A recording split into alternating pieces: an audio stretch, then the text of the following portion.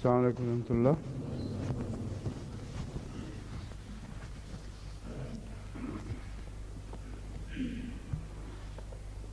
सूरह निसा की अब ये चौथी आयत है जिस पे आज दर्स शुरू होगा। अऊज़ु बिल्लाहि मिनश शैतानिर रजीम बिस्मिल्लाहिर रहमानिर रहीम व इन खिफ्तुम अल्ला तुक़सितू फिल यतामा फन्किहू मा ताब लकुम मिनन निसाए मसना व सुलासा व रुबा फ़इन खिफ्तुम अल्ला तादिलू फ़वाहिदतन औ मा मलकत ऐमानुकुम ज़ालिका अदना अल्ला तऊलू।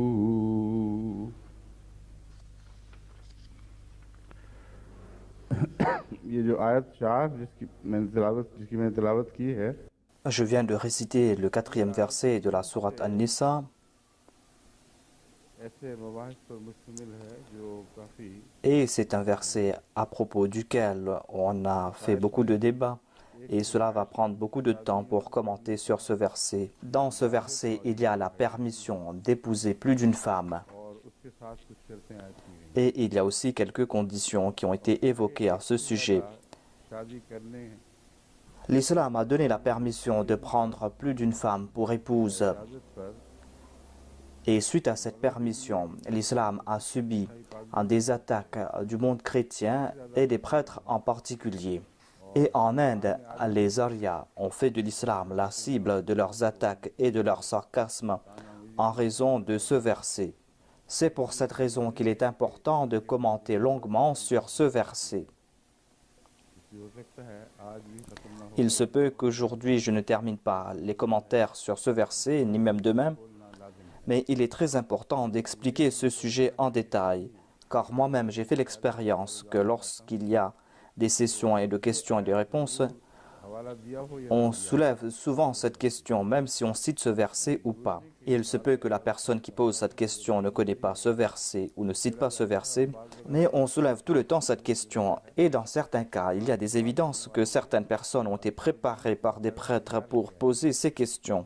ये सवाल जरूर कर À savoir qu'il faut certainement poser cette question. Et lorsque j'explique cela en détail, par la grâce de Dieu, j'arrive à dissiper les malentendus. Et jamais l'islam n'a subi d'humiliation en raison de ce verset. का मुझे बनी है, बल्कि हमेशा Au contraire, tout le temps, par la grâce de Dieu, इस्लाम ही की तरफ l'islam a remporté la victoire. Mais je dois vous expliquer cela. भी इल्म ना हो Si on ne connaît pas tous les détails concernant ce verset, si on ne comprend pas leurs objections et si on ne sait pas comment répondre à ces objections, eh bien dans certains cas, certaines personnes commencent à faiblir lorsqu'ils citent ce verset et ils prennent peur au cours de la conversation. उठाना चाहिए। Alors que l'on doit certainement soulever cette question, on doit soi-même soulever cette question dans certains cas, car en cela, il y a une preuve de la victoire de l'islam. Ce n'est pas le contraire que l'on voit. Si on doit en être embarrassé, ce sont les autres qui doivent être embarrassés. En tout cas, माने की कोई गुंजाइश l'islam ne nous permet pas d'être embarrassés en raison de ce verset. अब इसका तर्जमा जो सादा सलीस तर्जमा है वो आपके सामने Je vais vous présenter la traduction de ce verset. Il est dit wa in khiftum alla tuqsitu fil yatama.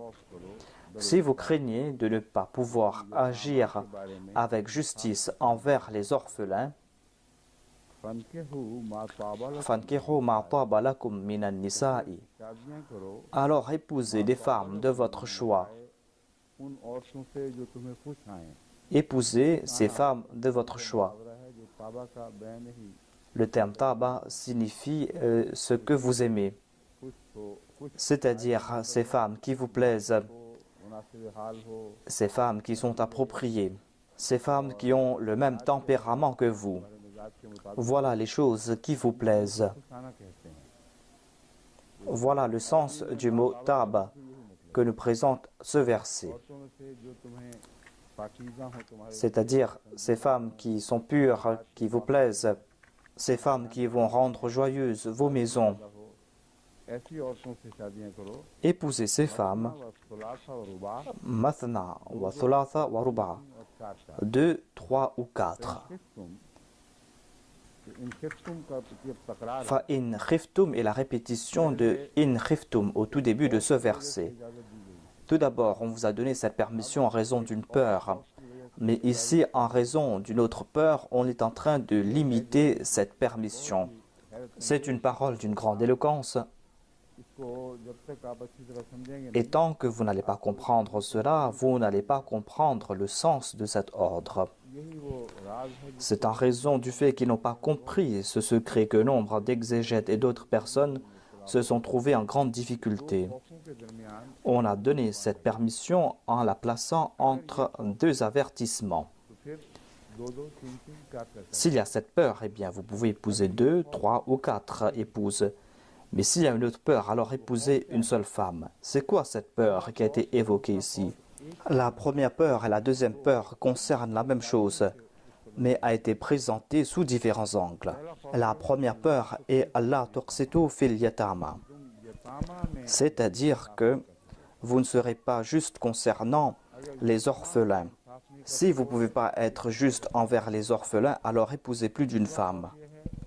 अगर तुम बीवियों से Ensuite, il est dit que si vous ne pouvez pas être juste envers vos épouses, alors retournez à une seule. C'est-à-dire, vous n'avez pas le droit d'être injuste envers les femmes, afin que vous puissiez vous acquitter de vos devoirs envers les orphelins. Si vous voulez बचने की les protéger, eh bien, épousez plus d'une. एक शिकायत करो मगर उनको कुर्बान नहीं कर सकते Mais vous ne pouvez pas les sacrifier अपने आला मकासद के ऊपर pour un autre objectif. Votre but, c'est de faire preuve d'équité. Et il n'est pas dit que vous avez le droit de faire de ces femmes des animaux à sacrifier. Le sujet de ce verset a été limité entre ces deux peurs. अल्लाह तादिलु फैन खिफ्तुम अल्लाह तादिलु Il est dit fa in khiftum alla ta'dilu. Si vous avez peur que vous ne serez pas équitable, fawahidatan, alors épousez une seule femme. मा मलकत ऐमानुकुम Aw ma malakat aymanukum, जो तुम्हारे ou ce que vos mains droites possèdent, c'est-à-dire ces femmes qui ont été faites prisonnières au cours des batailles. ذلك अदना अल्लाह Dhalika adna Allah ta'ulu. के ज्यादा करीब है C'est là la voie la plus proche afin que vous puissiez éviter l'injustice. ये इस बात से ज्यादा करीब है कि तुम नाइंसाफी ना करो C'est ainsi que vous pourrez éviter toute forme d'injustice. C'est-à-dire, se marier avec une seule épouse est proche de l'équité. Et c'est quelque chose qui est plus sûr. याद रखो ज्यादा शादियों की इजाजत Sachez qu'on vous a donné la permission d'épouser plus d'une femme par peur de l'injustice. Mais il ne faut pas qu'une peur d'une injustice puisse vous pousser à être injuste dans un autre domaine. जिससे बचने की वजह से इजाजत दी गई थी Vous n'avez pas le droit de sacrifier le but pour lequel on vous avait donné cette permission. En une telle situation, une seule épouse est mieux. इंसानी फितरत के लिहाज से बात हो रही है Et cela est en accord avec la nature de l'homme. Dhalika adna Allah ta'ulu. Si vous avez une seule épouse, vous serez moins enclin à être injuste. Vous n'aurez pas cette occasion. एक बीवी से भी की जाती है On peut être injuste envers une seule femme, certes.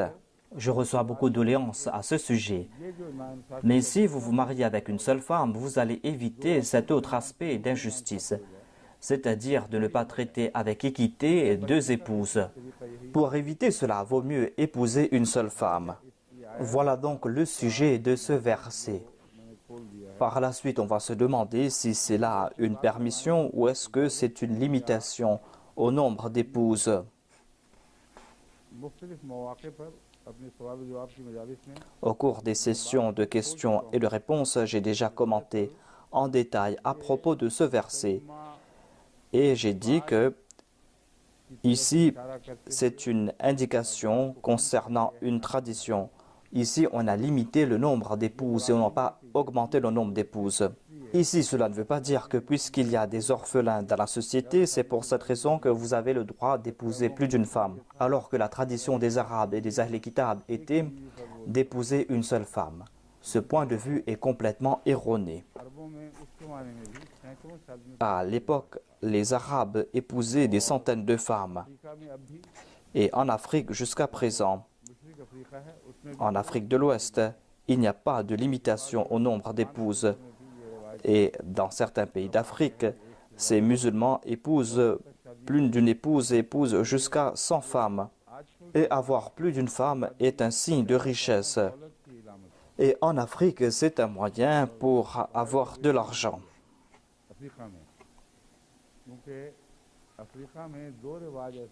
Car en Afrique, il y a deux traditions pour lesquelles les hommes se marient et ils y trouvent leurs avantages. Tout d'abord parce que dans la majorité des cas, ce sont les femmes qui travaillent. Ce sont elles qui nettoient les champs, ce sont elles qui ensemencent les terres, ce sont elles qui labourent les terres.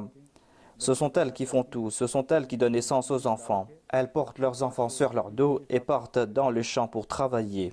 Elles moissonnent les champs, portent leurs récoltes dans les marchés pour les vendre.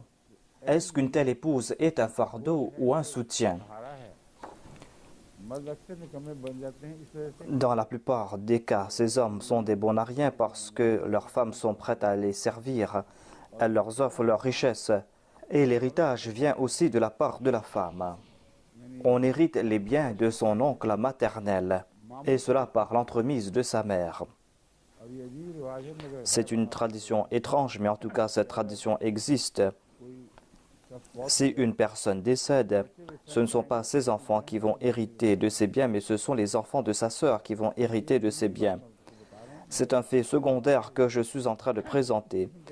Mais il y a de telles traditions et c'est en raison de ces traditions que ce ne sont pas les désirs charnels qui sont pris en considération lors de ces mariages polygames, car il est impossible pour un homme de s'acquitter de ses devoirs envers toutes ses épouses. Et il y a d'autres avantages qui sont attachés avec ces traditions. Et ces traditions sont très anciennes. On trouve ces traditions parmi les Arabes. Ce sont des traditions bien ancrées. Ainsi donc, ici, on n'a pas donné la permission d'épouser plus d'une épouse. Mais en fait, ici, on est en train de limiter le nombre d'épouses. Voilà la réponse que je donne toujours. Non pas parce que je suis sur la défensive, mais c'est une vérité indéniable. À savoir que dans certains cas, on doit se marier plus d'une fois et on doit en avoir la permission. L'islam a limité le nombre d'épouses. L'islam a limité le nombre d'épouses à 4. Et par la suite, l'islam a repris cette permission si on n'arrive pas à maintenir l'équité entre les épouses.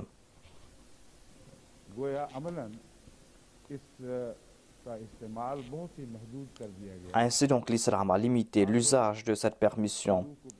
Même si on a compris le but de la polygamie, ou si on est en train de se marier avec plus d'une épouse en raison de ses besoins personnels. En tout cas, ce que je viens de vous présenter est le précepte du Saint-Coran. Je vais me tourner vers les exégètes, les orientalistes et les pourfendeurs de l'islam parmi les Arias et parmi les chrétiens. Je vais vous présenter ce qu'ils ont dit. Tout d'abord, je vais me tourner vers l'étymologie de certains mots utilisés dans ce verset. Il y a le mot « qasata qistun » qui veut dire l'équité ou la justice. On a utilisé ici le terme « bil qist » wa in hakamta fahkum baynahum bil qist. C'est-à-dire, si vous êtes en autorité ou si vous allez rendre un verdict, vous devez le faire avec justice, avec équité. Qasit signifie celui qui est injuste, celui qui est désobéissant.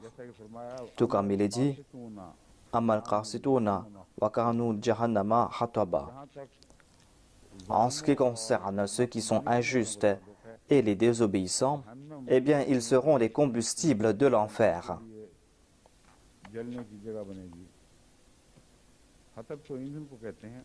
Khatab signifie le combustible.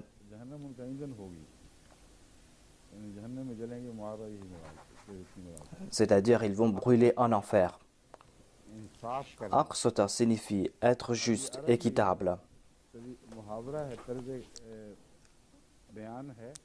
Voilà l'usage de la langue arabe. Si on utilise un verbe dans la forme if'al, eh bien, on va trouver le sens contraire de la racine.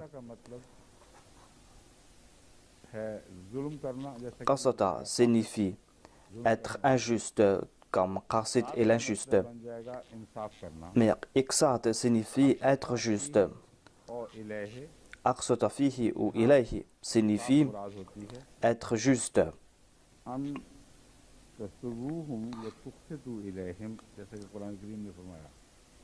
Dans un autre verset du Saint-Coran, on a utilisé le terme muqsit.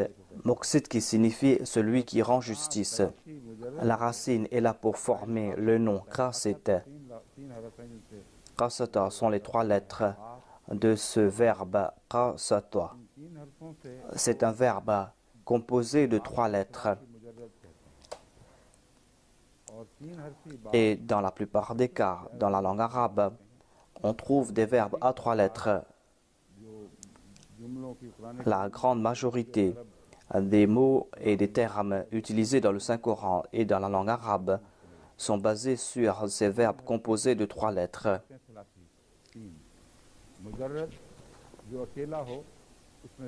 Le terme thalathi mujarrad s'applique à ces verbes composés de 3 lettres. Et de cette racine de 3 lettres, on peut dériver d'innombrables sens et d'autres termes. Et en se basant sur ces 3 lettres, on peut transformer ces lettres et on peut transformer le sens de ces mots grâce à ces additions. Ainsi, ces verbes peuvent prendre plusieurs formes en ajoutant certaines lettres et tout le temps, ces lettres présentent un sens spécifique. Même ceux qui ne connaissent pas la grammaire arabe font usage de ces termes et peuvent comprendre cela. Dans la plupart des cas, les mots arabes sont composés de ces 3 lettres. Si on n'utilise que ces 3 lettres, on va qualifier cela de thalathi mujarrad. Mujarrad signifie vierge. Puisqu'on est en train de parler du mariage, il sera facile pour vous de vous souvenir de ce point. Il y a ceux qui n'arrivent même pas à se marier une seule fois. S'il y aura davantage de polygames dans le monde, les mujarrad aussi seront en grand nombre. Ainsi, il y a grand nombre de ces verbes composés de ces 3 lettres. Mais il y a d'autres mots qui sont composés de plusieurs lettres. On a ajouté des lettres à la racine. Il y a tout d'abord la forme if'al. On a ajouté une lettre. Par exemple, qasata, qui signifie être juste ou être injuste. Le verbe qasata prend la forme aqsata, qui signifie être juste. On trouve un autre exemple par rapport à l'usage du verbe yutiquna concernant le ramadan dans le Coran. Taqa signifie la force. Et on n'a qu'à ajouter la lettre A en disant atwaqa. Et atwaqa signifie ne pas avoir de force. Ainsi, il y a la forme atwaqa yutwiqu, af'ala, yuf'ilu, aqsata, yuqsitu. Dans cette forme, on peut présenter plusieurs sens.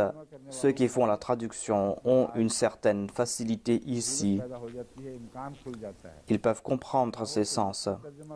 On peut traduire cela au sens positif ou au sens négatif. Mais ils doivent présenter la preuve dans les 2 cas. On ne peut pas présenter ces sens selon son bon vouloir. On doit prendre en considération le contexte et c'est le contexte qui va nous informer si le sens sera positif ou négatif. Si les 2 sens sont présentables, eh bien on doit présenter cela. Par exemple, par rapport aux jeunes, j'en ai fait mention dans mon sermon en disant que on a utilisé le terme yutwiqa ou atwaqa yutwiqu et on trouve les 2 sens. Ceux qui n'ont pas la force de jeûner, ils ont reçu cet ordre. Et ce même verset nous présente une autre traduction, à savoir, quant à ceux qui ont la force de jeûner, mais qui n'ont pas pu jeûner, eh bien, ils doivent payer la fidya. Comprenez ce point. Et qasatwa nous présente les mêmes sens. Qasatwa est composé de ces trois lettres et lorsqu'on la forme en disant aqsatwa, eh bien le sens ne sera pas injustice mais justice. C'est pour cette raison qu'il a dit Allah tuqsitu fil yatama.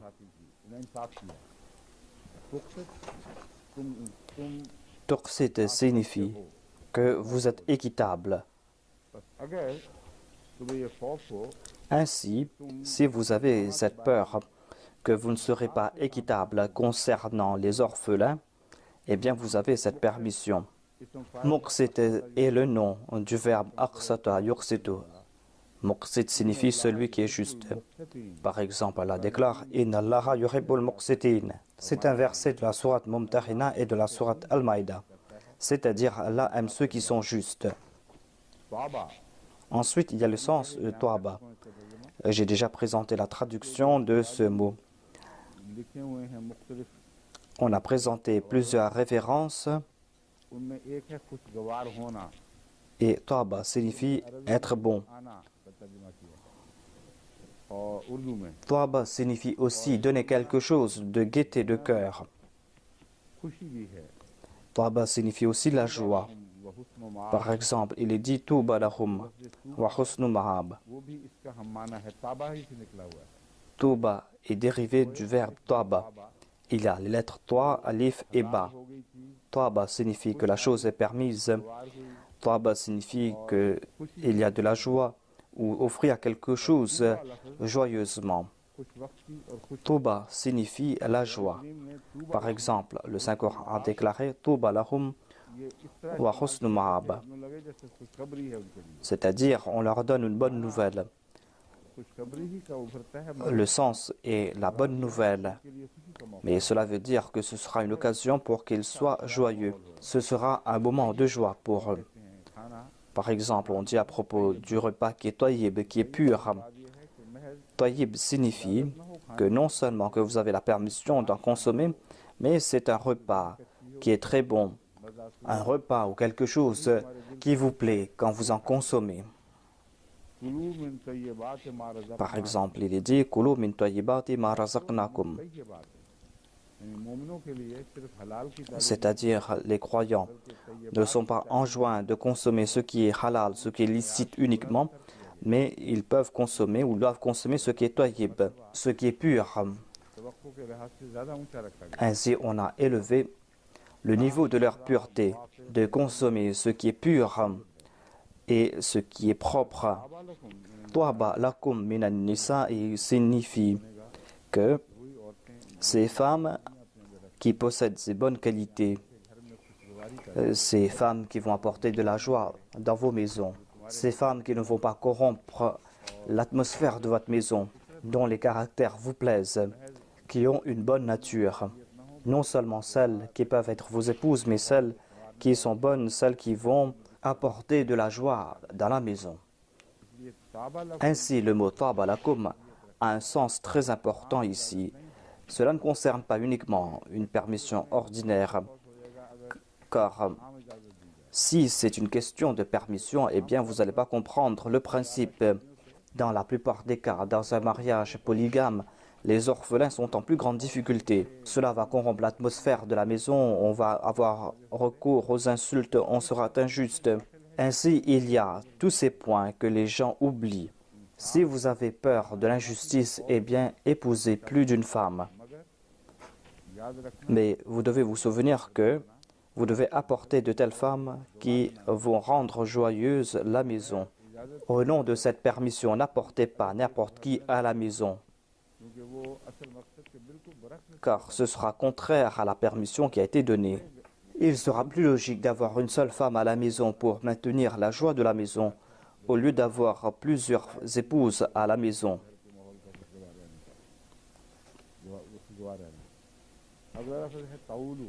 Ensuite, il y a le mot ta'ulu. La racine est a'la. Le sens de Ala signifie diminuer. Ala al-Mizan signifie naqasa. Cela signifie que quelque chose a diminué. Le fait d'être injuste.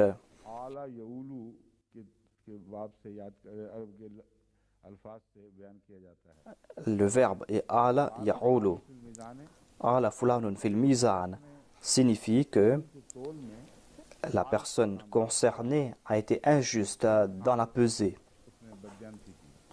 ou que la personne a été malhonnête.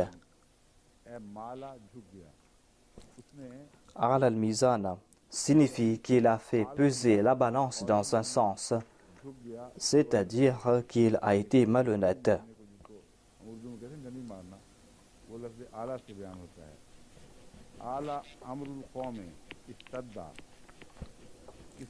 Ala amarul qawmi signifie que la situation de ce peuple ou la situation de cette personne s'est détériorée.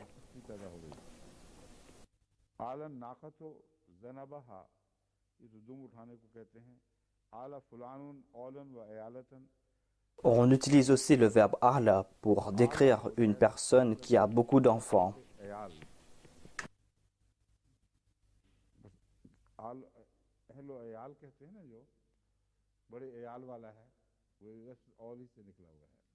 Quelle est la relation entre un grand nombre d'enfants et l'injustice?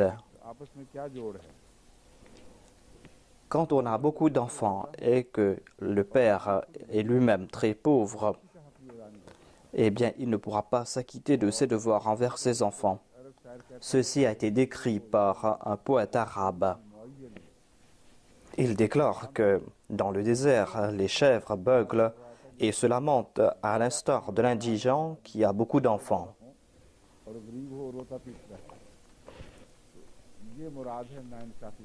Voilà le sens de l'injustice. Si celui qui n'a pas des capacités et fait naître des enfants en grand nombre, eh bien ce sera de l'injustice envers tous.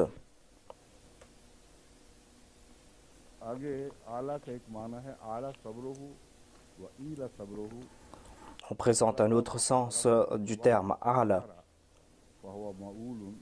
Ce verbe est utilisé dans le cas d'une personne qui, dans son désespoir, élève sa voix lorsqu'il se lamente.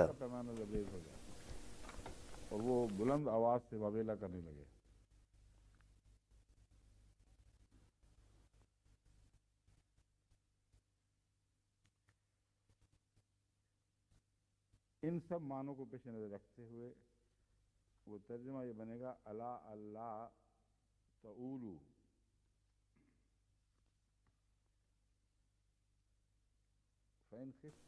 Dans ce verset, il est dit فَإِنْ خِفْتُمْ أَلَّا تَعْدِلُوا فَوَاحِدَةً أَوْ مَا مَلَكَتْ أَيْمَانُكُمْ ذَلِكَ أَدْنَىٰ أَلَّا تَعُولُوا.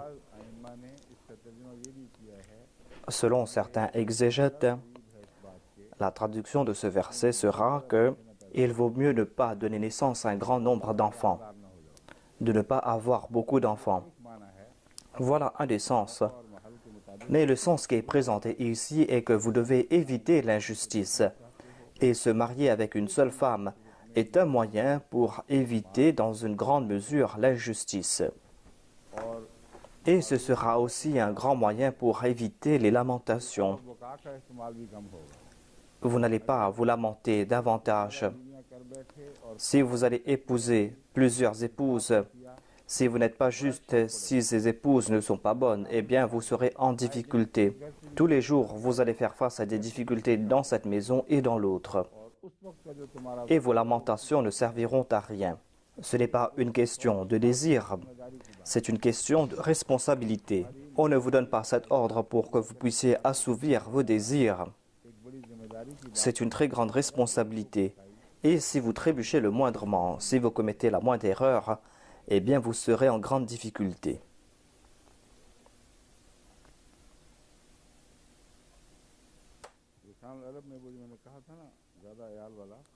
Lisanul Arab a présenté le sens d'une famille nombreuse. L'imam Shafi a présenté ce sens, à savoir que vous devez avoir une seule épouse. Sinon, vous aurez beaucoup d'enfants, vous ne pourrez pas vous occuper de tous ces enfants. On trouve cette référence dans Lisan al-Arab.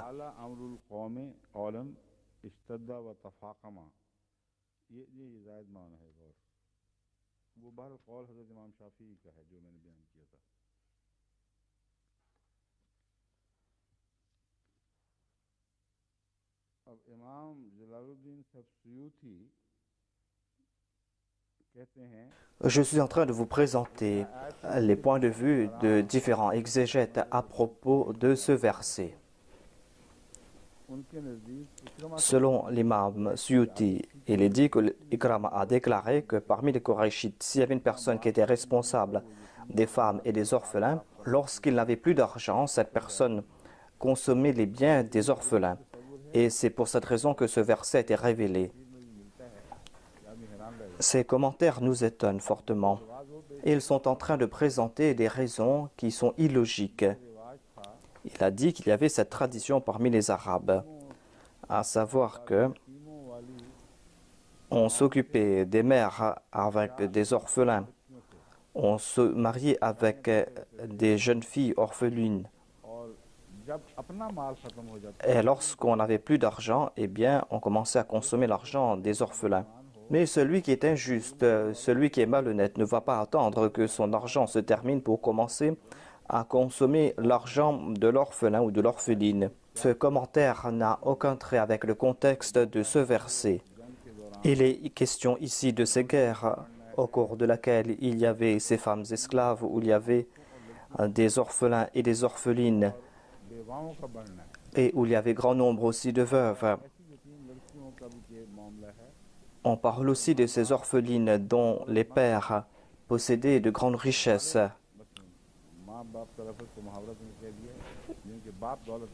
Les pères de ces orphelines étaient riches et ces pères sont tombés en martyrs. Et ce verset a trait au mariage avec ces orphelines.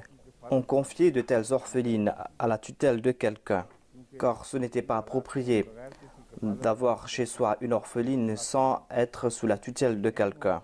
Il se peut aussi que ce verset ait été révélé concernant ces orphelines dont les mères aussi sont décédées.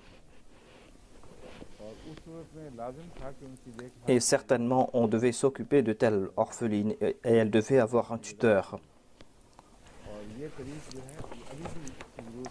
Et on ressent ce besoin aujourd'hui aussi. Par exemple, à Rabwa, j'ai donné des directives que s'il y a de telles familles où il n'y a pas de gardien, où il n'y a pas de gens pour s'occuper d'eux, eh bien, certains Ansar âgés doivent s'occuper de ces personnes au nom de la Jamaat et doivent leur demander si elles ont besoin de quelque chose. Ils doivent s'enquérir concernant la santé et la situation de ces orphelines.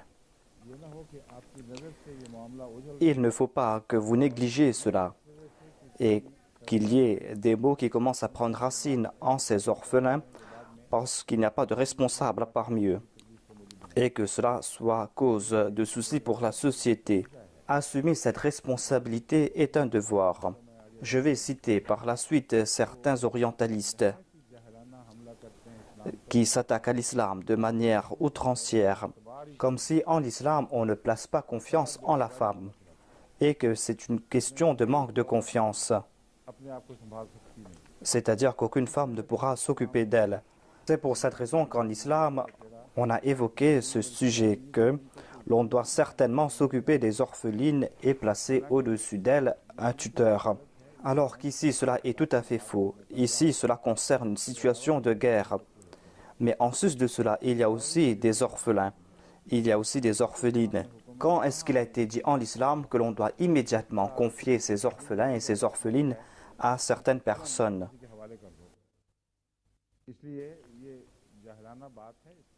Ce sont des sottises qui ont été colportées par ces orientalistes et cela n'a aucune relation avec ce verset. Ce n'est pas une question de confiance ou de manque de confiance. Et toute traduction ou tout commentaire qui ne va pas prendre en considération cette question de justice et d'injustice eh bien, ces traductions et ces commentaires seront erronés. On trouve mention de ces deux sujets et entre ces deux sujets, il y a ces questions de justice et de justice.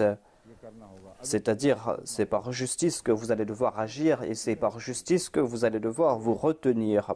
Puisque c'est une question de justice, c'est pour cette raison que l'on a placé des restrictions. Le Saint-Coran nous fait comprendre que si la tendance à la polygamie augmente, eh bien, il y aura plus de danger que l'on fasse preuve d'injustice. Et ici, on a fixé la limite à 4 épouses. Cela est pour ces personnes qui arrivent à faire preuve d'une grande justice et d'équité. Et c'est pour cette raison que le saint prophète Mohammed soit lui est une exception, car son sens d'équité et de justice était exemplaire et n'avait pas le moindre danger qu'il fasse preuve d'injustice. C'est pour cette raison que si l'on désire avoir plus d'une épouse en raison de sa situation, vous avez le droit, mais vous devez faire preuve d'une grande justice. Vous devez respecter les préceptes de l'équité. Voilà ce qui a été dit ici. C'est pour cette raison que le nombre d'épouses est fixé à 4 au maximum. Ce verset nous fait comprendre que si on épouse plus de 4 femmes, eh bien, il sera presque impossible de faire preuve de justice entre elles.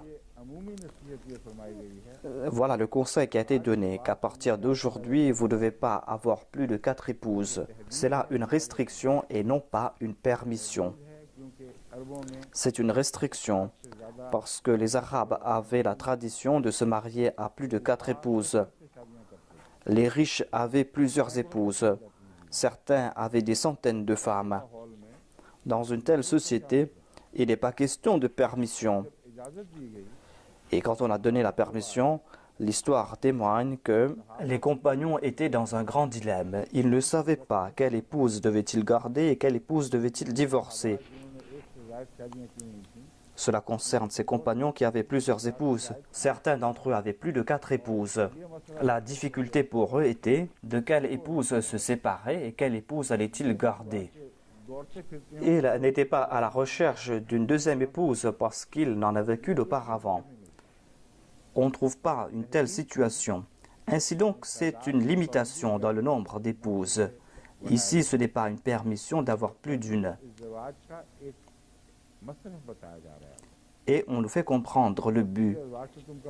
C'est-à-dire que vous pouvez avoir plus d'une épouse, certes, mais vous devez comprendre qu'à partir d'aujourd'hui, vous n'avez pas le droit d'avoir plus de 4 femmes en même temps.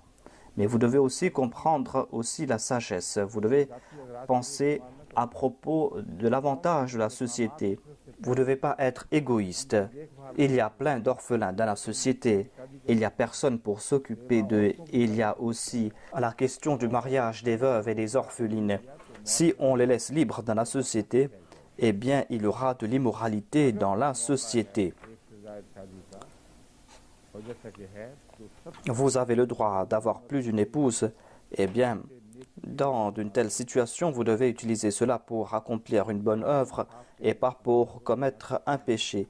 Vous devez le faire pour établir la justice et pour enlever l'injustice. On a présenté les raisons pourquoi cet ordre a été émis. Hadrat Ibn Abbas rapporte un hadith.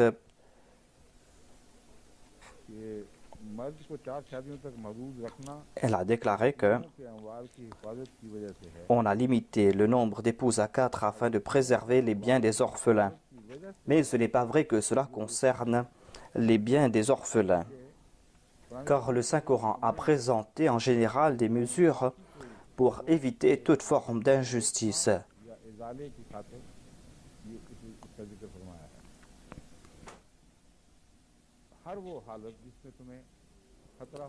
Et là où il y a un danger, où vous serez injuste, eh bien dans cette situation, vous avez cette permission. Et il n'est pas non plus question de se marier avec des orphelines uniquement. On a évoqué ici en passant les orphelines dans cette situation après la guerre. Et le mariage avec ces orphelines est un moyen pour leur accorder des avantages.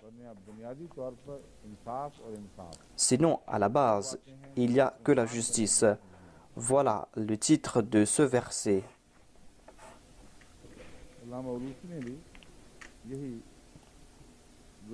Allama Alousi a présenté le même sujet qui a été présenté dans le tafsir Dur-e Mansour. Dans le Dur-e Mansour de l'imam Jalaluddin Suyuti, dans le volume 2 à la page 118, on trouve ce récit d'Ikrama. Ensuite, on a cité Hadrat Ibn Abbas, à savoir qu'on a limité le nombre d'épouses à 4 afin de préserver les biens des orphelins.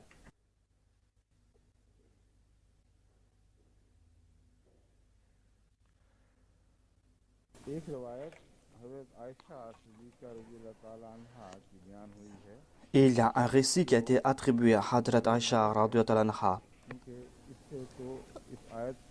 Mais ce récit n'est pas en accord avec le sujet et cela va à l'encontre de la sunna du saint prophète et de celui de ses compagnons et des khulafa. Ainsi, si l'on trouve des hadiths dans ces livres de commentaires sur le Saint-Coran, des hadiths qui vont à l'encontre des versets du Saint-Coran, ou d'autres hadiths qui sont plus authentiques, et bien dans ces cas, on va devoir rejeter ces hadiths qui ne sont pas authentiques. Ou peut-être que certaines personnes n'ont pas compris le sens de ce hadith. Je vais vous présenter cela. Il est dit que Hadrat Aisha radhiyallahu anha a déclaré à propos de ce verset « Wa in khiftum alla tuqsitu » que ce verset a été révélé à propos d'une personne qui a sous sa tutelle une orpheline qui possède des richesses et des biens et qu'il n'y a personne d'autre qui revendique ces biens. C'est une condition qui s'applique très rarement dans la société, à savoir que l'on a sous sa tutelle une orpheline qui est riche et qu'il n'y a pas d'autres héritiers qui revendiquent ces biens, qu'il n'a pas de proches, et que ce verset a été révélé concernant les biens de cette jeune fille. Alors que ce verset du Saint-Coran nous présente un sens très large, on le voit aussi à la lumière des hadiths et grâce aux actions des compagnons. Ainsi, il serait erroné de limiter ainsi le sens très large de ce verset.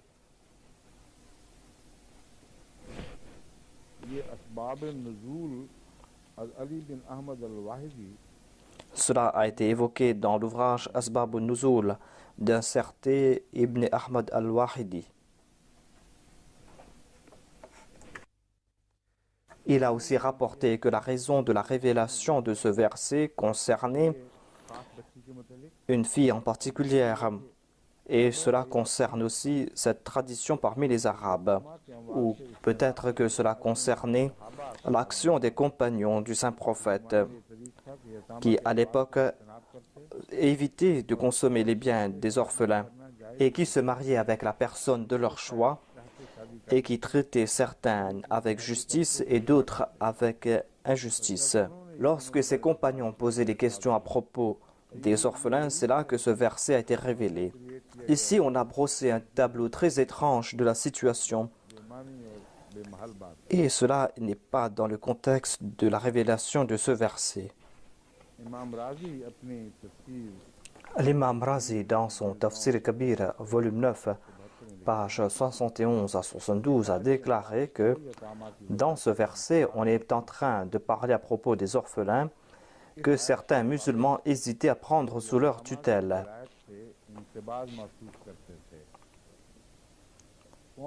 Qui ne voulaient pas les prendre sous leur tutelle? Les musulmans.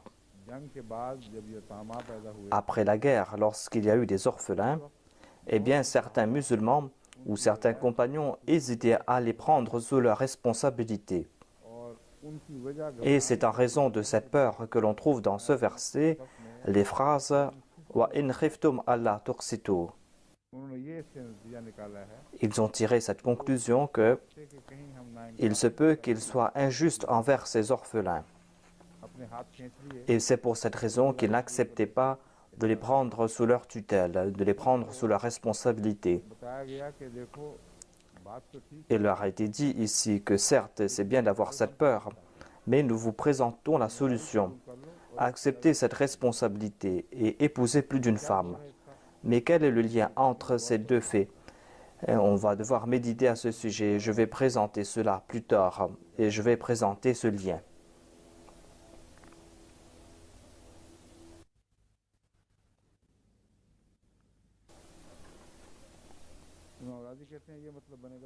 L'imam Razi déclare que certes, vous avez la permission d'épouser plus d'une femme, mais vous ne devez pas vous approcher des choses interdites. Il a déclaré que ce n'est pas cela la solution. Il a déclaré que vous avez peur d'être injuste envers les orphelins. Eh bien, dans ce cas, en raison de votre action, il y aura des dangers dans la société, car en de telles situations, il y aura cette dépravation sexuelle. C'est pour cette raison qu'afin de préserver la pudeur, vous avez le droit d'épouser plus d'une femme. Dans le contexte de ce verset, ce commentaire du Saint-Coran est très étrange. La question et la réponse donnée ne sont pas liées ici. Je vous présente maintenant les commentaires de certains exégètes. Ashab Wahid déclare qu'on a le droit de se marier avec plus d'une femme. Il tire sa conclusion de ce verset. Fankihu ma taba lakum. J'ai déjà présenté mon point de vue concernant ces directives présentées dans le Saint-Coran, à la lumière aussi des hadiths. Maintenant, je vais vous présenter les différents récits présentés par les exégètes à propos de cela.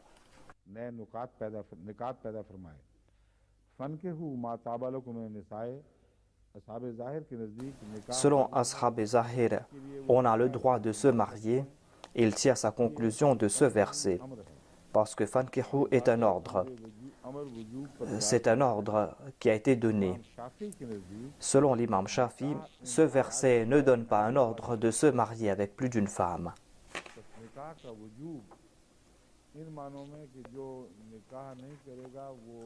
Il n'est pas dit ici que celui qui ne se marie pas va mourir dans le péché ou dans la désobéissance.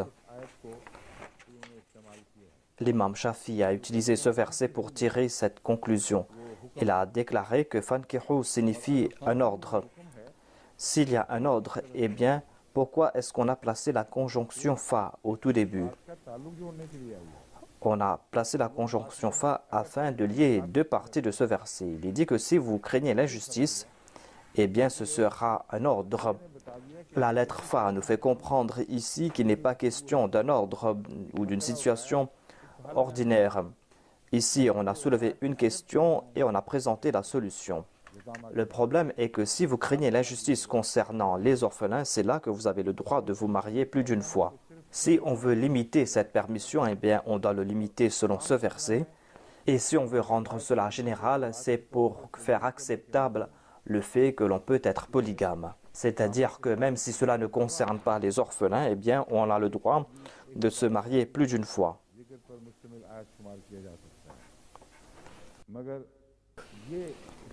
Mais sa conclusion n'est pas exacte, car ici il est dit ankihu. C'est un ordre, c'est-à-dire que toute personne doit se marier. C'est un ordre religieux. Celui qui ne va pas se marier sera considéré comme désobéissant dans ce domaine et va mourir dans la désobéissance.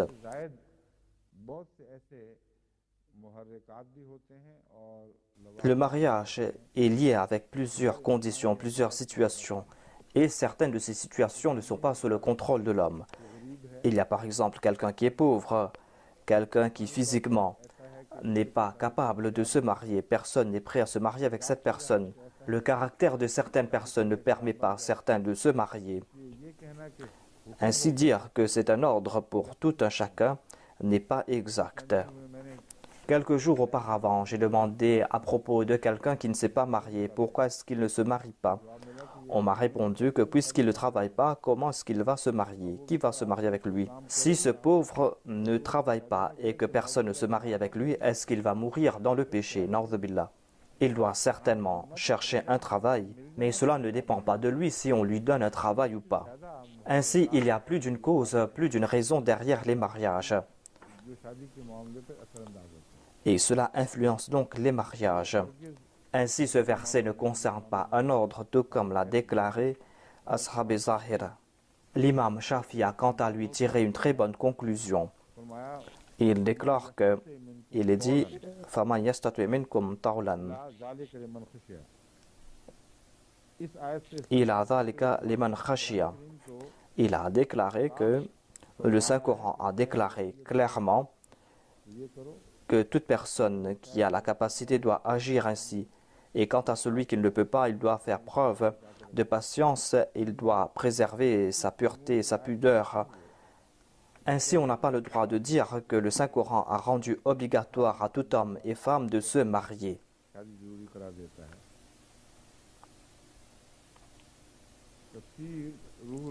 On trouve le même sujet dans le tafsir Ruh al-Ma'ani.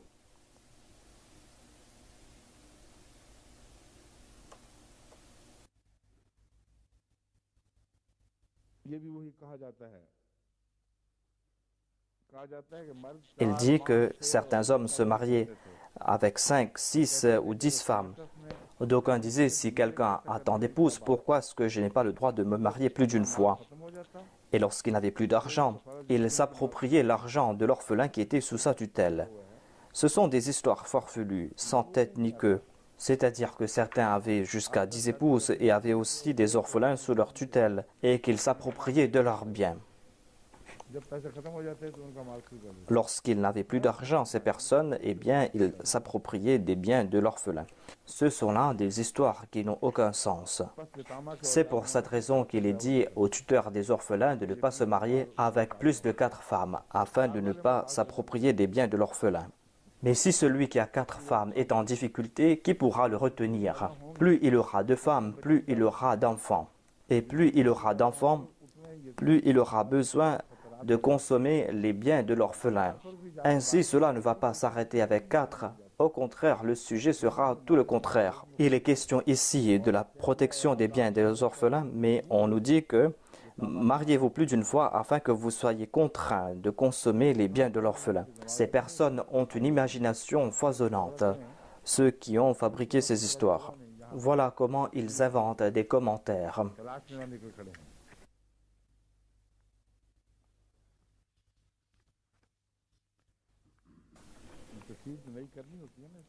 Ils doivent tout le temps présenter de nouveaux commentaires. C'est pour cette raison qu'ils essayent de présenter des faits supplémentaires.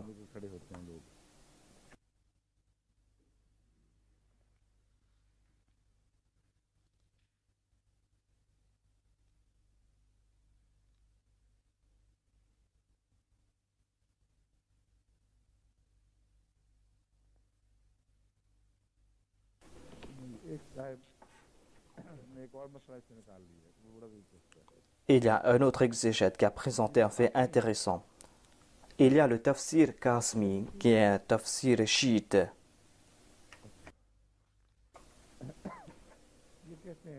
Dans ce tafsir, il a commenté sur ce verset Fankihu ma taba lakum minan nisa'i. Il a déclaré qu'ici on a présenté le nombre d'épouses.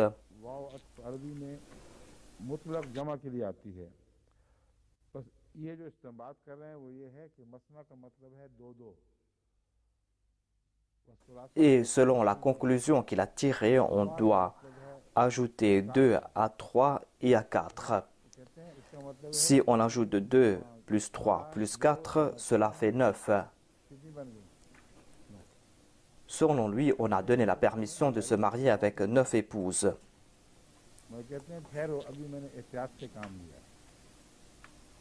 Mais selon ce tafsir encore, on a donné plus d'avantages. Lorsqu'on dit 2 et 2, eh bien, cela fait 4. Lorsqu'on fait 3 et 3, cela fait 6. Et lorsqu'on fait 4 et 4, cela fait 8. Eh bien, en tout, vous pourrez vous marier avec 18 épouses. Vous voyez donc ces points farfelus qu'ils ont fait sortir dans ces tafsirs.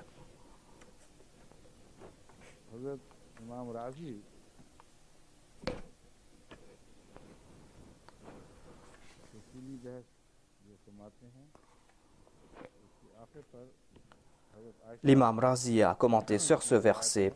Il a cité Hadrat Aïcha qui a déclaré que le saint prophète a déclaré que le sens de Adla Anta'ulu signifie ne soyez pas injuste. Et dans un autre hadith, cela veut dire Allah tamilu, c'est-à-dire ne vous penchez pas complètement en une faveur d'une seule femme. vous avez le droit de vous marier avec plus d'une épouse. Et la base doit être la justice. Voilà la condition. C'est-à-dire que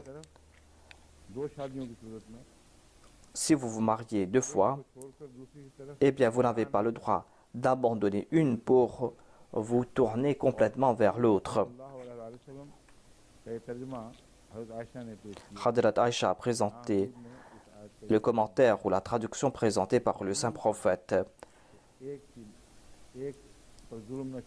Et ta'oulou signifie ne traitez pas injustement une de ces 2 épouses. Et l'imam Razi a cité le tafsir de Kashaf.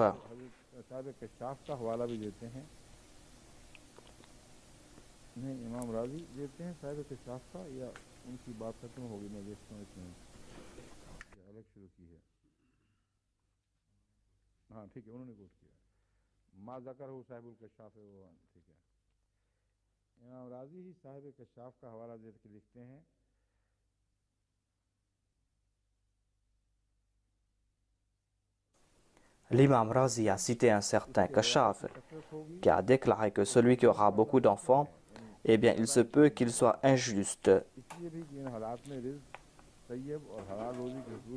Car en de telles situations, il va devoir faire preuve de taqwa lorsqu'il va chercher ses moyens de subsistance. Il a présenté un point très subtil, à savoir quand vous aurez beaucoup d'enfants et que vous n'aurez pas de grands moyens de subsistance,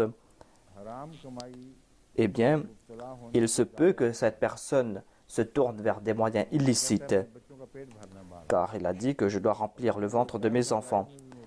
Et peut-être qu'il va se tourner vers des moyens illicites. C'est pour cette raison qu'il y a cette interdiction ici. Ainsi, d'une part, il y a cette permission et il y a aussi cette interdiction. Mais l'interdiction est plus forte ici que la permission. Les occasions où ces permissions sont données sont très peu. Ainsi, il serait complètement erroné de qualifier cela comme une permission générale. Et cela va à l'encontre du sens présenté par le Saint-Coran. Il y a nombre d'ulémas qui ont compris ce point, mais il y a aussi d'autres qui n'ont pas compris. Ils sont en grand nombre. Et par ce faire, ils ont aidé et renforcé la main des orientalistes.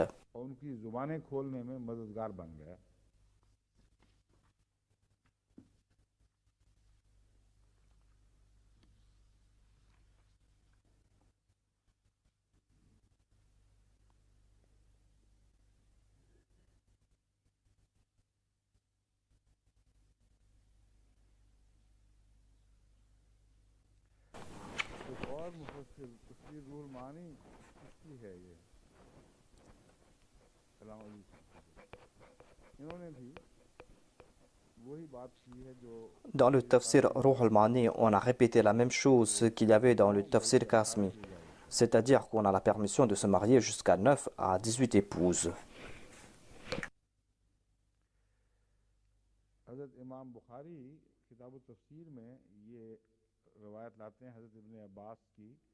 Hadrat Imam Bukhari a cité Ibn Abbas à propos de ce verset. Il rapporte qu'en sus de Hadrat Ibn Abbas, les autres ont dit que Mathna wa Thulatha wa Ruba signifie 2, 2, 3, 3 et 4, 4.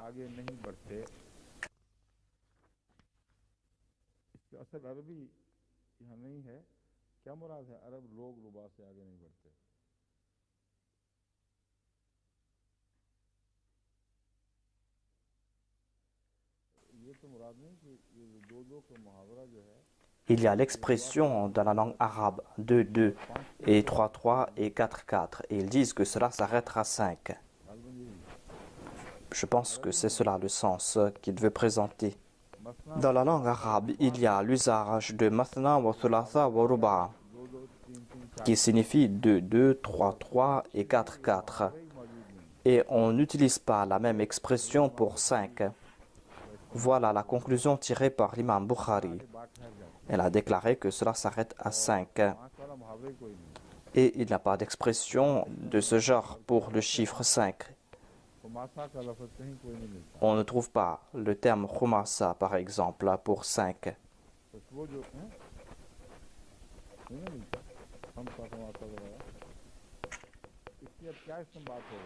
Quelle est la conclusion que l'on peut tirer ici? Est-ce qu'on va tirer la même conclusion que le tafsir Qasmi? ज़रबे देते रहो अंदर अंदर, आगे तो बात नहीं मिल रही। पांचवें तक का तो मुहावरा ही नहीं है रब में। आगे सुनिए, अल्लामा इब्न कसीर Allama ibn Kathir a rejeté les conclusions tirées par le tafsir Qasmi et par le tafsir Alousi. Il a déclaré qu'il n'est pas permis de se marier avec plus de 4 épouses.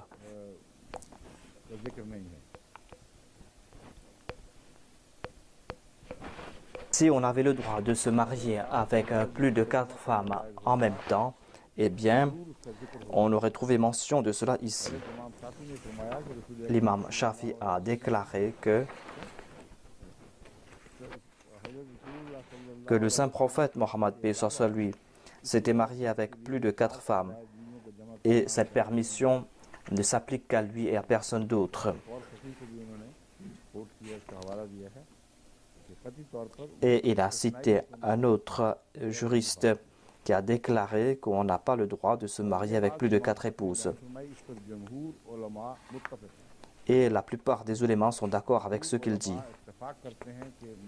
Ils disent que pour les musulmans en général, ils n'ont pas le droit de se marier avec plus de 4 femmes. La sunna du saint prophète s'applique à lui tout seul. Il y a un groupe de chiites qui déclare qu'on a le droit de se marier avec 9 femmes.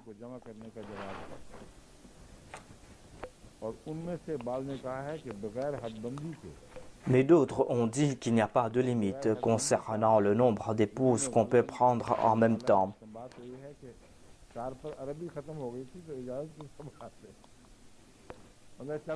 Selon eux, on peut prendre un nombre d'épouses illimité.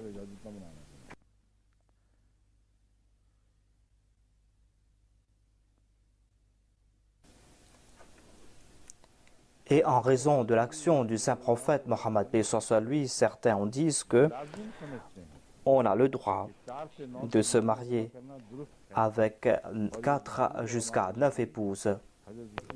Mais selon la plupart des ulémas, cet ordre s'appliquait uniquement au saint prophète Mohammed paix soit lui. Dans la Oumma, aucun musulman n'a le droit de se marier avec plus de 4 femmes.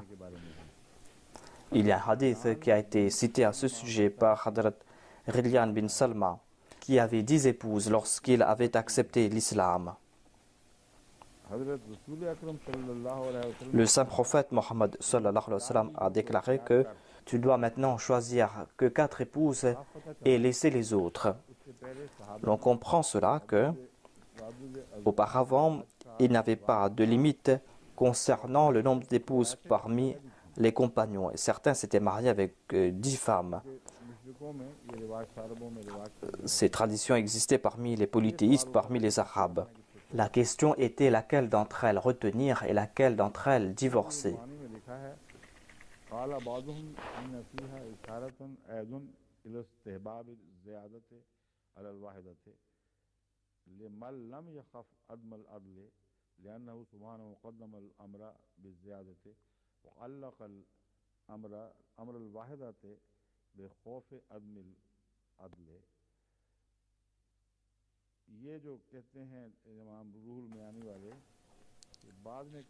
Ruhul Mani dit que certains disent que la personne qui peut se marier plus d'une fois est celui qui peut faire preuve de justice. Car selon lui, Allah a préféré la polygamie et il a lié la peur de l'injustice avec un mariage.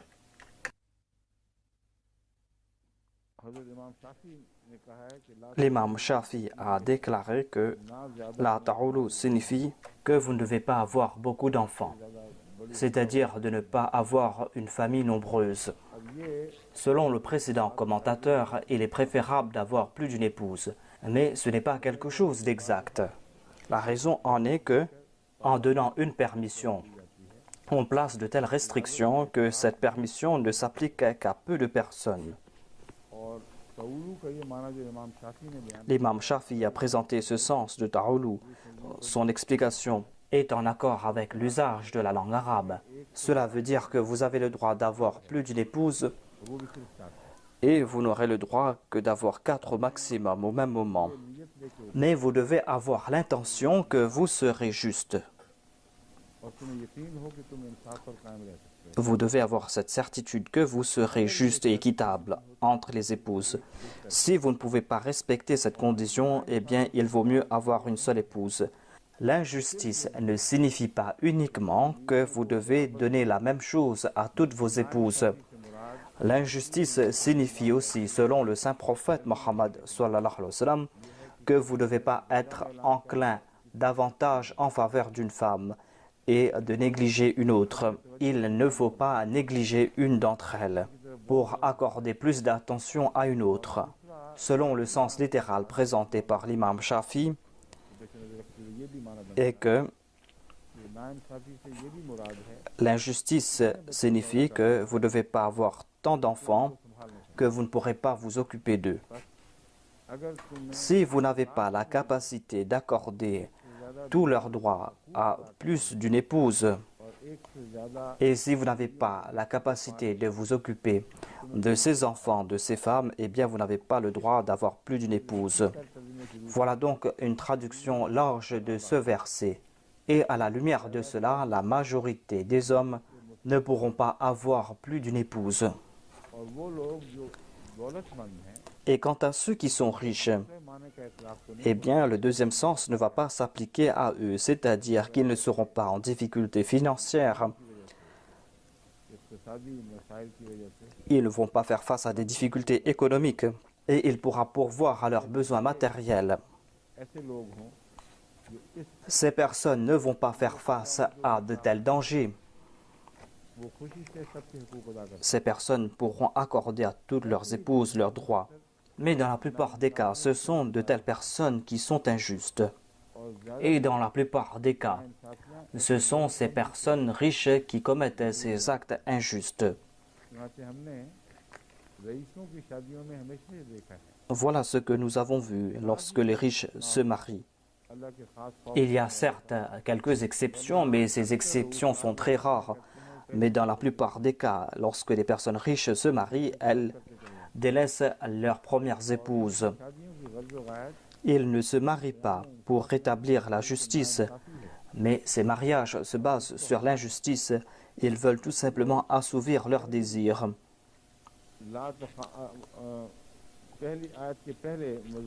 Et de telles personnes n'ont pas le droit d'avoir plus d'une épouse.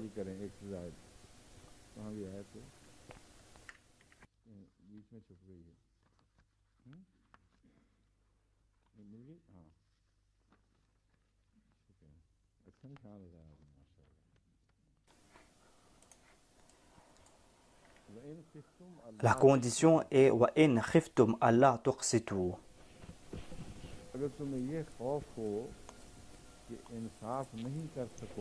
Si vous craignez de ne pouvoir agir avec justice, eh bien vous devez vous marier. Cela concerne les orphelins. Mais si vous êtes enclin à l'injustice, comment pourrez-vous vous marier avec plus d'une épouse?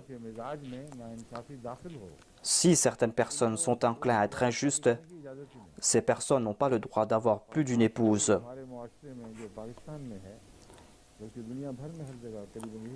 La situation au Pakistan et ailleurs dans le monde est qu'il y a très peu d'espoir que les hommes soient justes envers leurs épouses. Car dans la plupart des cas, ils se marient pour assouvir leurs désirs. Voilà la raison, sinon pour accomplir cette obligation, il y aurait eu très peu de mariages polygames. Lorsqu'on se marie par égocentrisme, eh bien, il y a cette possibilité que l'on soit injuste. Cette possibilité augmente et voilà ce que nous voyons dans la réalité. C'est ce que nous voyons dans les disputes conjugales qu'on nous présente. Premièrement, il y a très peu d'Ahmadis qui ont plus d'une épouse. On ne voit pas de tels exemples en grand nombre parmi les Ahmadis. Et dans la plupart des cas, ceux qui le font vivent avec taqwa. Et cela à tel point que ces deux épouses se traitent telles des sœurs. वो मुस्तस्ना है। Voilà l'exception ici. मुतमय्यन मिसालें हैं। J'en connais plusieurs exemples. Il y a ces femmes qui sont des coépouses जान से रखती है। et qui sont prêtes à se sacrifier les unes pour les autres, qui sont prêtes à se sacrifier pour l'enfant de l'autre. कि एक दूसरे को दुआएं देती हैं। Et ce sont des femmes qui prient les unes pour les autres. Il y a de tels exemples. Mais ce sont là des exceptions. जो चंद करते हैं उनमें से अक्सर उन चंद में से अक्सर Parmi ceux qui se marient 2 fois ou plus, dans la plupart des cas, ils ne respectent pas ces conditions. C'est pour cette raison qu'il y a ces disputes. Et dans certaines régions, और पहली को अक्सर भुला दिया। il y a cette tradition que si l'on se marie une 2e fois, on oublie la première épouse. बिल्कुल जायज़ नहीं है। Cela n'est pas permis selon l'islam. Mais personne n'a le droit d'attribuer les mots qui découlent de ces mariages à l'islam. इस्लाम पर हमला करना है इन हुदूद के अंदर Si on veut s'attaquer à l'islam, on doit le faire à l'intérieur de ces limites fixées par l'islam. आवर को Aucun assaillant n'a le droit d'outrepasser ces limites fixées par l'islam. C'est un enseignement sublime et on ne peut pas s'attaquer à cet enseignement de manière injuste. साथ ही नहीं है।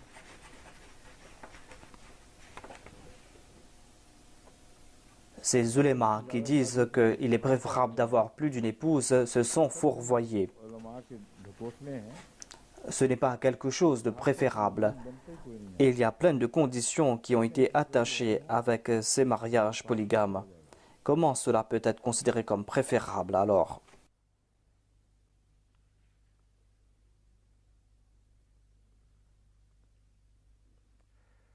हज़रत शाफी ने इमाम शाफी ने कभी L'imam Shafi a déclaré aussi que cela concerne la situation économique, इक़्तिसादी लिहाज से तुम्हें इस्तिताअत हो। c'est-à-dire si vous avez la capacité financière, sinon vous allez vous appauvrir. Si il y a ce danger que vous allez vous appauvrir, c'est-à-dire que vous n'allez pas assumer ces responsabilités, eh bien vous n'avez pas le droit d'avoir plus d'une épouse.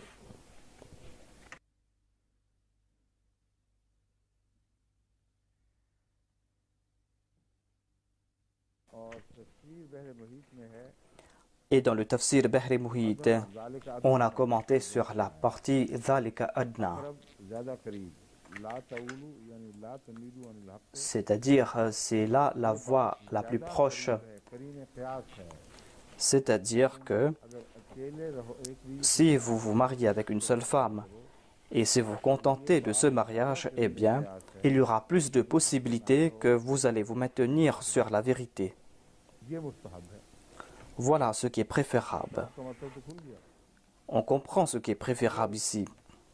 ये फरमाया जाए कि तुम्हारा एक बीवी के साथ रहना Si vous avez une seule épouse, il sera plus plausible ध्यान रखता है। que vous soyez juste. इंसाफ पर कायम रहो। Il sera plus plausible que vous allez respecter ses droits. नाइंसाफी से परहेज करो, जुल्म से परहेज करो। Et il sera plus plausible que vous allez éviter toute forme d'injustice. Mais peut-on dire dans le même souffle qu'il est préférable d'avoir plus d'une épouse? मुस्तहब वही है जिसके साथ तकवा के तकाज़े ज़्यादा वाज़ेह तौर पर बांधे गए। Ce qui est préférable, c'est de trouver le moyen de faire preuve de taqwa, de respecter les conditions de la taqwa. मुस्तहब है। Et seuls ceux qui pourront respecter toutes ces conditions qui concernent la polygamie pourront se marier plus d'une fois, pourront se marier avec une deuxième, une troisième ou quatrième épouse. Mais cela à condition qu'il ne soit pas injuste. Mais cette permission va s'appliquer à un nombre limité de personnes.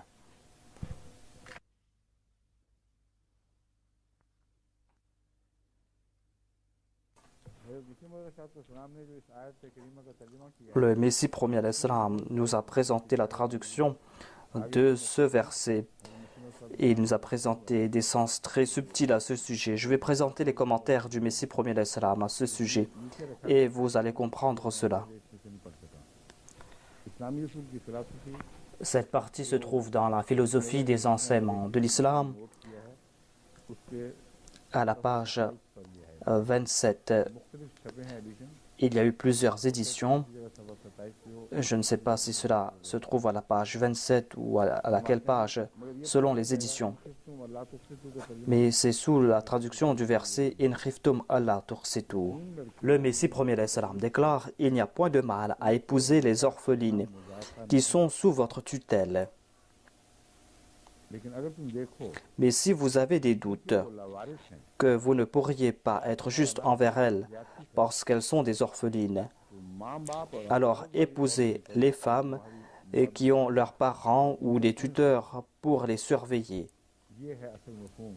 Voilà le sens premier que l'on doit comprendre ici. C'est-à-dire, en de telles situations, il n'est pas interdit de se marier avec des orphelines et cela ne veut pas dire qu'on doit les rejeter. Mais on vous demande ici de vous analyser, de vous demander s'il y a ce danger de votre part que vous n'allez pas bien traiter ces jeunes filles parce qu'elles n'ont pas de soutien et qu'il y a ce danger que vous allez les traiter selon votre bon vouloir. Et dans la plupart des cas, on est injuste envers les femmes concernant les finances, car les femmes n'ont pas beaucoup d'expérience dans beaucoup de pays concernant les finances. Dans certains pays, il y a ces femmes qui ont une bonne connaissance concernant la finance, surtout en Afrique, là où elles s'occupent elles-mêmes de leurs finances. Mais dans la plupart des cas, ce sont les hommes qui ont plus de maîtrise concernant les choses financières que les femmes. Et s'il y a des femmes qui se sont mariées avec des maris qui sont responsables de leurs biens, elles ne savent pas comment leurs époux sont en train de gérer leurs biens. Et ce sont leurs parents qui s'occupent de leurs biens. Il en est de même ici aussi au Royaume-Uni. Il y a eu une dispute concernant les finances d'une famille. Et on a su par la suite que le beau-père du mari s'occupait des finances. Je leur ai demandé pourquoi le beau-père devait-il s'occuper de vos finances à vous. Pourquoi est-ce qu'on avait besoin de votre beau-père? Pourquoi est-ce que vous ne vous occupez pas vous-même? Et le beau-père a dit que ma fille ne maîtrise pas les choses financières. C'est pour cette raison que moi-même je dois l'aider et je dois voir si elle n'a pas subi des pertes. Ce n'est pas quelque chose d'interdit. On trouve de telles indications dans le Saint-Coran à ce sujet. Si la personne concernée n'use pas de ruse pour que l'autre fasse des pertes, et si elle est en train d'aider sa fille ou sa sœur, eh bien cela n'est pas interdit. Parce qu'on a ici cette aide. Et à la lumière de la traduction du Messie premier alayhi salam, et que si vous croyez que cette orpheline est toute seule et que vous allez la traiter comme bon il vous semble, et qu'il y a ce danger de votre part, eh bien ne vous mariez pas avec cette orpheline. Au lieu de vous marier avec cette orpheline, épousez les femmes qui ont leurs parents ou des tuteurs pour les surveiller et que vous respecterez et envers qui vous aurez des égards. Vous pourriez en épouser 2, 3 ou 4. Vous pourriez en épouser 2, 3 ou 4 à condition d'être équitable envers elles. Mais si, à votre avis, vous ne pourriez pas être impartial dans vos relations avec elles, alors épousez-en une seule, même si vous en ressentez le besoin d'en prendre plus d'une. Si vous ne pouvez pas être impartial, eh bien on ne va pas accorder prééminence aux besoins. Vous allez devoir prendre une seule épouse. Le nombre d'épouses est limité à 4, et ce afin que vous ne soyez pas enclin à épouser un grand nombre de femmes. Telle était la tradition parmi les Arabes. C'est pour cette raison qu'on a limité cela à 4. On n'a pas augmenté cela de 1 à 4, et ce afin que vous ne soyez enclin à épouser un grand nombre de femmes pouvant aller jusqu'à des centaines selon vos traditions anciennes et que vous ne vous adonniez pas à des actes illicites. Dans cette traduction présentée par le Messie premier alayhi salam, on comprend tout cela par la grâce de Dieu. Il a évoqué tous les aspects du tafsir dans cette traduction. Je vais me tourner vers certains commentaires de certains orientalistes. बात की यावागुइयां भी आपके सामने et je vais vous présenter certaines de leurs aberrations. का जवाब देने के लिए कहीं और जाने की जरूरत नहीं Et ce ne sera pas la peine de partir ailleurs pour trouver la réponse. इस्लाम की हिमायत में मुख्तलिफ Le Messie premier alayhi salam a déjà répondu à ces attaques lorsqu'il a défendu l'islam contre les chrétiens et les arias. Cela suffit et ce ne sera pas la peine pour nous de chercher d'autres réponses ailleurs. Montgomery Watt Voyons ce que nous dit M. Montgomery Watt dans son compagnon du Saint-Coran, basé sur la traduction d'Aberi. Il a déclaré que si tous les musulmans ont plusieurs épouses, eh bien aucune orpheline ne sera laissée dans cet état inférieur de la polyandrie.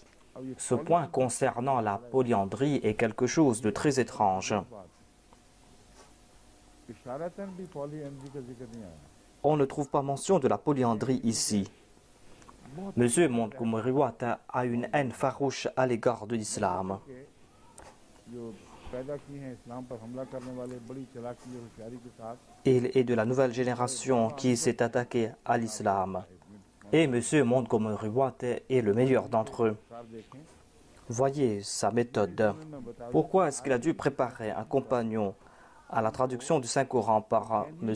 Arbery? पेश करने की जरूरत क्या पेश आई है Arbery était un orientaliste qui a travaillé sur la traduction du Saint-Coran. Il avait ressenti que le Saint-Coran renferme en lui une très grande beauté, que le Saint-Coran est une parole sublime et que toutes les traductions présentées auparavant sont déficientes. पहलू से बिल्कुल नाकिस और कोतादस्त हैं वो पहुंच Et ces traductions ne peuvent pas évoquer toute la beauté et toute la grandeur du Saint-Coran. उसके नजदीक ये है Et selon lui, c'est parce que, dans la plupart des cas, les traducteurs veulent être proches du texte arabe.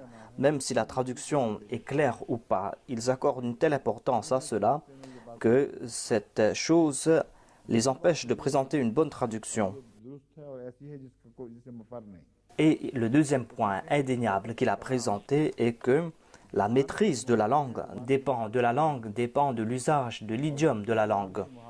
Et quand on fait une traduction idiomatique d'une langue à une autre, dans nombre de cas, करीब रहते रहते तर्जुमा ces expressions idiomatiques ne sont pas proches de la traduction तर्जुमे में आ जाए et on n'arrive pas à présenter tous les sens de la parole originale. कुर्बान करना पड़ता है C'est pour cette raison qu'on doit faire des sacrifices. जो हमारे मगरबी लोग हैं Ainsi, les Occidentaux, उनकी मुरवजा lorsqu'ils तराजुम regardent les traductions du Saint-Coran, उनको अजीब ताज्जुब महसूस होता ils n'arrivent pas à le comprendre. है कलाम जिसमें बार बार Ils disent que दावे किए गए हैं c'est un Coran qui a fait de grandes déclarations concernant son éloquence.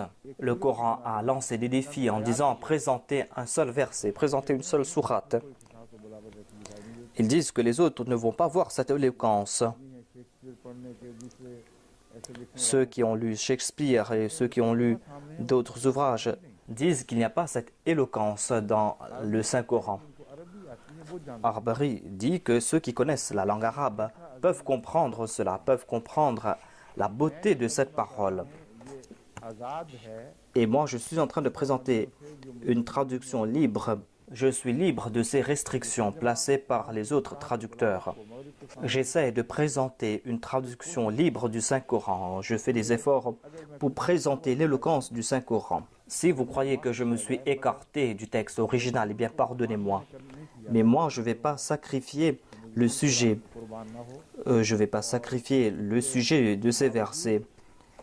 Shaukat कुरान शौकत Kalam Quran Et je vais essayer de présenter la beauté de la parole du Saint-Coran. तर्जुमा बनाया Voici la traduction qu'il a présentée.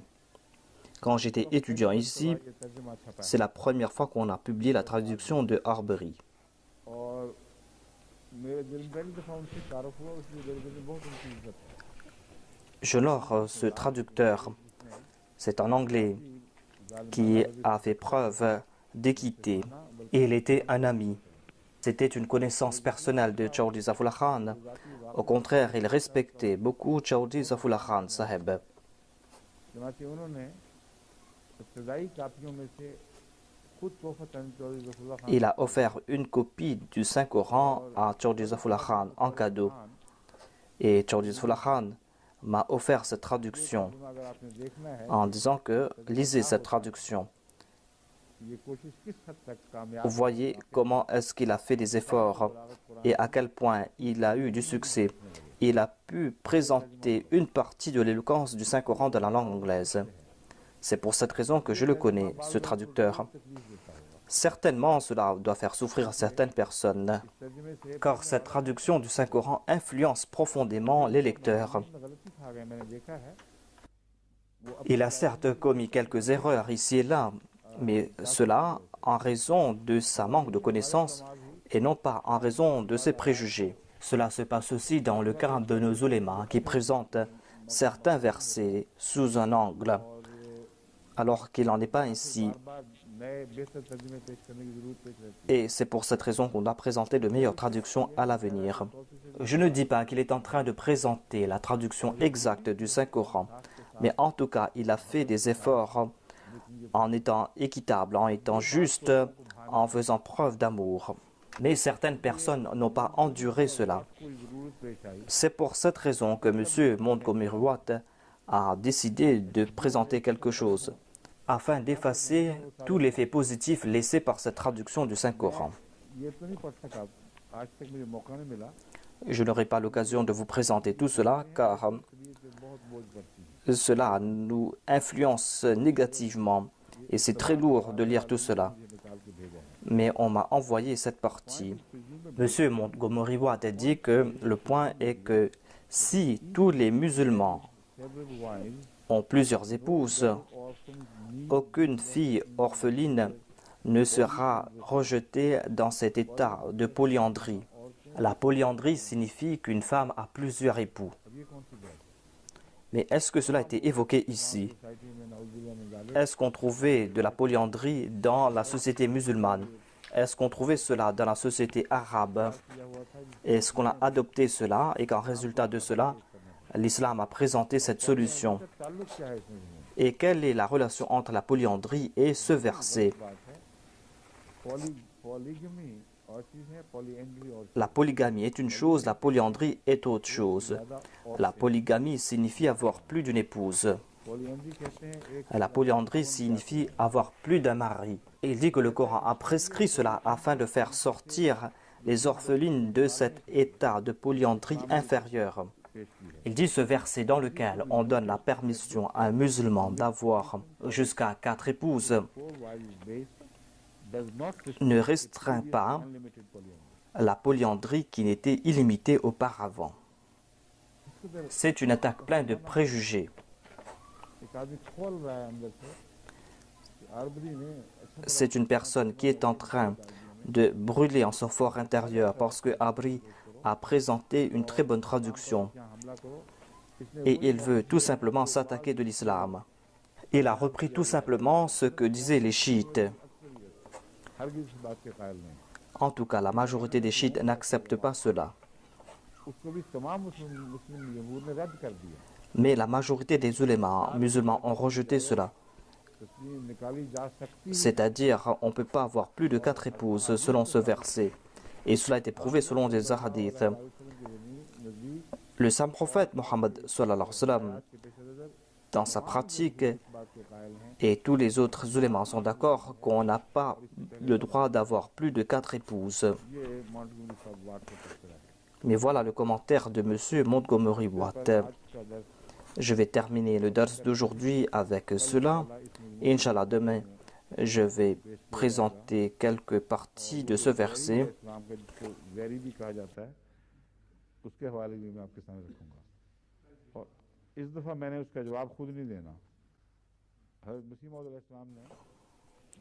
Et je vais citer aussi M. Weri, un autre ennemi de l'islam.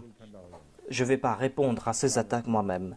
Le Messie promis l'islam a déjà répondu à ces attaques lancées par les chrétiens et c'est cela qui va nous réconforter.